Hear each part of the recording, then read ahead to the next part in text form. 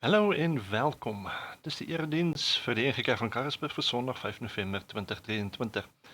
En ons begin so 'n kort reeksie wanneer ons so 'n bietjie gaan kyk na gebed en hoe dit funksioneer in ons lewens en hoe dit ons ook raak en natuurlik hoe ons kan daarop reageer. So baie welkom. Hoop u waardeer die boodskappe en dat dit vir u tot seën sal wees en u ook sal verryk in u eie lewe. Maar voordat ons met die teksvers begin, kom ons sluit die oë en dan bid ons net saam. Hemelse Vader, baie dankie vir hierdie ongelooflike geleentheid net om weer so 'n bietjie na u woord te kyk en so 'n bietjie meer te leer ook rondom gebed. Baie dankie dat dit ook iets is wat u vir ons gegee het wat ons kan gebruik in ons verhouding tot u. En ons wil vra dat u ook nou deur u Heilige Gees vir ons die nodige leiding sal gee in alles wat ons ook ontvang. Dit bid ons in Jesus se naam. Amen. Ons skrifgedeelte, Lukas 6 vers 12 tot en met 16. In die tyd het Jesus uitgegaan na die berg om te bid, en hy het die nag deurgebring in gebed met God. Teen dagbreek het hy toe sy disippels nader geroep en 12 van hulle uitgekies, en hy het hulle apostels genoem. Hulle was Simon, wat hy ook Petrus genoem het, en sy broer Andreas, Jakobus en Johannes, Filippus en Bartolomeus, Matteus en Thomas, Jakobus seun van Alfeus, Simon met die naam Seloot en Judas die seun van Jakobus en dan ook Judas Iskariot wat 'n verraaier geword het. Ons lees tot sover.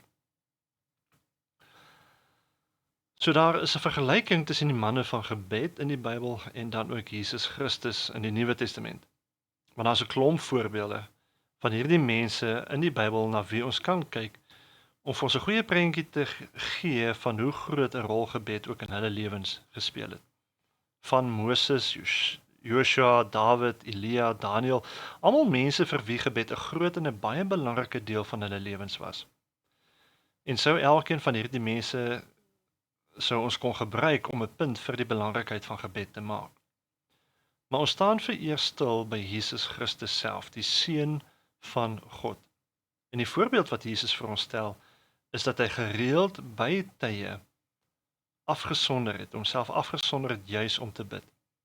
En die een voorbeeld hiervan, wat ons dan ook nou gelees het, was voordat hy baie belangrike besluite moes maak oor wie sy binnekring disippels sou wees. Nou as Jesus, die seun van God, so baie gebed nodig gehad het, hoeveel te meer het ons dit nie nodig nie. Ons het dit juis nodig voordat ons besluite maak, voordat ons dalk 'n rigting inslaan. Die feit dat Jesus gereeld by sy gebed gehou het, dat hy tyd gemaak het daarvoor. Ons lees byvoorbeeld in die een dorp toe sy disippels opstaan, was Jesus nie eers daar te vind nie, en hulle vind hom toe waar hy besig was om iewers alleen te bid. Daar is natuurlik heelwat redes wat ons kan gee oor hoekom gebed vir Jesus so belangrik was. Dat hy sy batterye weer gevul het, dat hy by God geluister het, dat hy op God staat gemaak het. Maar die grootste ding van gebed is seker die krag daarvan. Gebed breek bande en kettinge wat ons baie keer aan sonde vashou. Gebed verander mense se lewens. Mense wat met God in kontak kom en met hom kommunikeer, beleef dikwels hoe die krag van gebed hulle ook deur hulle werk en hulle selfs vul en dra deur moeilike tye. Ons hoor gedurig van wonderwerke wat plaasvind daar waar mense gebid het. Mense wat genees word, mense wat gered word, mense wat geantwoord word, mense wat uitkoms vind ensovoorts. En hoe meer en meer 'n mens hierdie krag in jou lewe ervaar, hoe meer soek jy daarvan en hoe meer begeer jy God se werk in jou lewe. En enige iemand kan hierdie krag in hulle lewens ervaar. Hierdie krag lê natuurlik in die Heilige Gees. So wanneer ons na God bid rondom hierdie dinge, dan is ons eintlik op soek na die Heilige Gees. Maar om gewone krag in jou gebed te bekom, vat ook partykeer selfs tyd. En om hierdie rede moet 'n mens prioritiseer jou tyd en jou belangrike tyd wat jy met God is, moet wegsit in jou lewe om tyd te maak daarvoor. In 'n baie groot mate affekteer gebed ons vir die res van ons lewe. En sien, omdat gebed 'n twee-rigting kommunikasie is tussen jou en God, leer jy dan deur gedurende gebedsdissipline baie keer wat die wil van God is, en dit is belangrik. As ek suksesvol is in my lewe, in my bediening wil wees, moet ek weet wat God se wil is, want hy weet beter. As ek rigting in die lewe wil hê, moet ek weet wat God se wil is. En dis daarom dat gebed so belangrik is, en ook vir Jesus was. Jesus maak op 'n keer die stelling dat hy net doen wat sy Vader vir hom gee om te doen. En hoe anderste kan 'n mens hoor wat die Vader wil hê jy moet doen, as 'n mens nie tyd in gebed spandeer nie. En wat die Vader se wil vir hom was, het Jesus dan bepaal deur sy gebed wat hy gehad het met sy Vader. Ons Vader ook. En soos dit ook in ons eie lewens. Ons is afhanklik van ons gebed met God, om ons te help in sy wil. En daarom moet ons leer luister ook, juis wanneer ons bid. Dit is 'n twee-rigting kommunikasie. Dit is nie net ons wat met God praat nie, maar ons moet leer om ook te luister na God. Nou, die funksionering van ons nederigheid in gebed is belangrik. Want die Bybel sê op 'n hele klompie plekke dat God weerstaan die hoogmoediges. Dis nie eens dat God nie daarvan hou nie, God weerstaan dit sommer reguit. En daarom speel nederigheid en 'n eerlike gebrokenheid speel 'n groot rol in ons belewenis van gebed, in ons verhouding saam met God. Wanneer jy in die teenwoordigheid van God kom, dan kan jy ook as ware nie anders as om bewus te raak van jou sondes, van jou swakheid as mens nie. En dit maak ons nederig. Jesus het op 'n keer 'n les gegee oor gebed wat hy juis hierdie verskil gewys het tussen die fariseer wat gebid het en 'n tollenaar.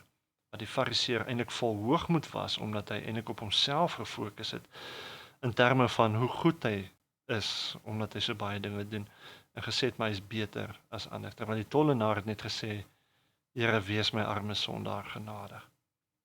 En dis maklik om net 'n gebed af te stuur waarin jy 'n klompie woorde sê en eintlik te vinnig dan wil aandag met 'n amen. Maar is dit regtig gebed? Want as jy nie in die teenwoordigheid van God kan inbeweeg en sondebesef ervaar nie, dan was 'n mens werklik nog nie eintlik in 'n posisie waar God met jou kan gesels in gebed nie. Jesus het nie sommer maar net vinnige gebed afgestuur nie. Ons lees uit 'n hele nag in gebed deurgebring. Dalk het ons te gewoond geraak daaraan om net skietgebedjies op te stuur. En maak mense eintlik nie meer moeite of sit genoeg tyd in om lank genoeg in gebed tyd deur te bring.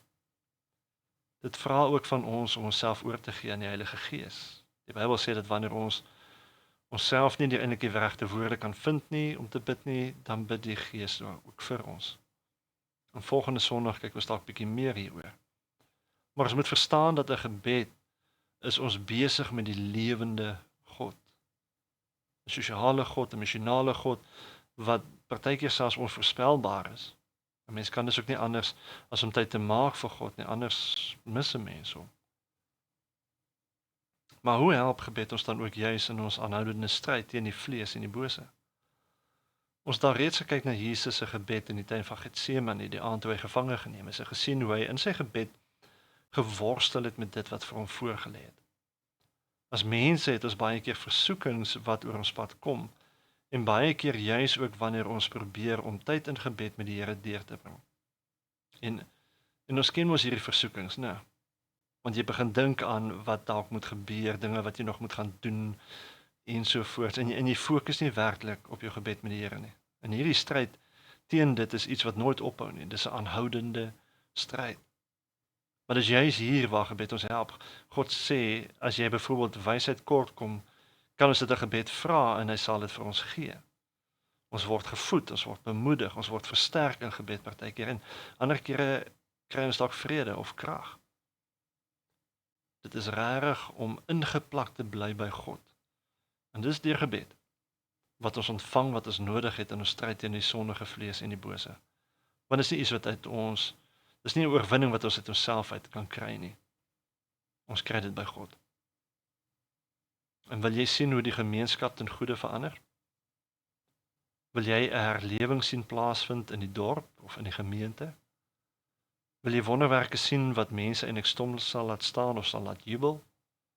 Wil jy sien hoe ons gemeenskap 'n plek word waar meeste mense Christelike waardes uitleef, waar mense trots word op hulle dorp en dit skoon hou, waar meeste mense in alles wat hulle doen, dit doen tot eer van die Here?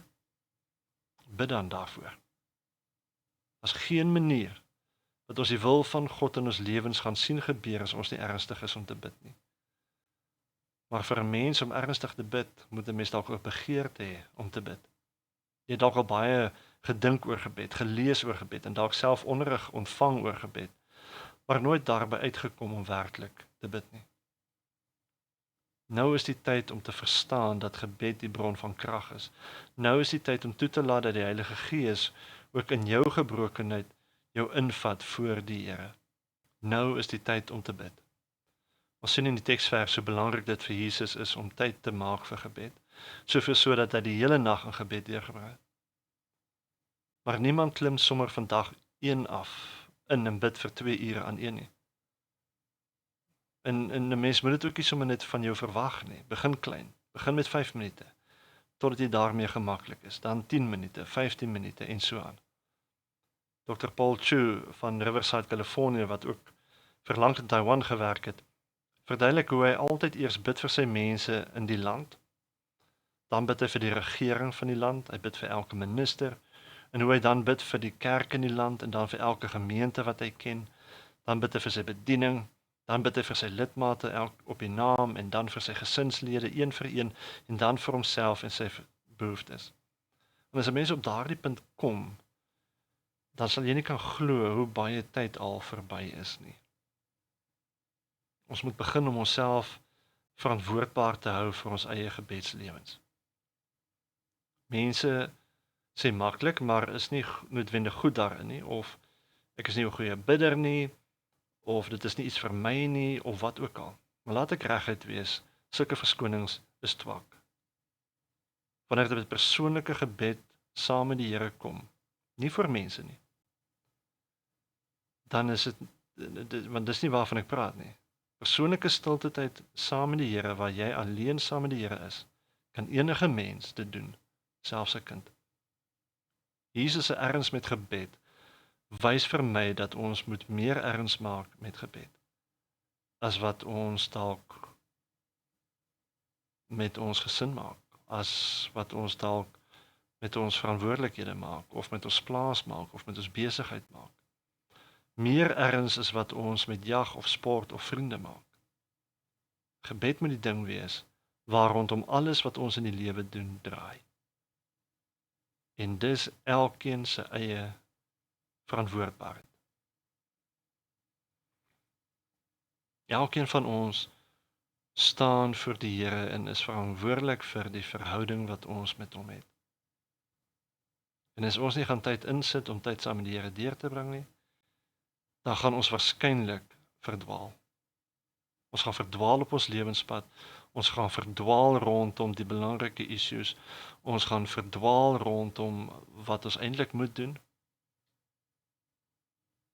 en ons gaan waarskynlik nie die krag hê en die wysheid hê om die regte besluite te maak in die lewe soos wat Jesus gemaak het met sy disippels nie.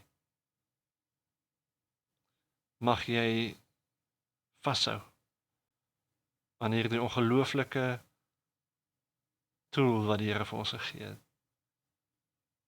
'n oop weg, 'n oop deur wat ons het na hom toe. Waarin hy ons wil lei, waarin hy ons wil help en bystaan. En mag jy besef dat hoe meer tyd jy in gebed saam met die Here spandeer, hoe meer word jy ook daardeur geseën in jou lewe. Amen.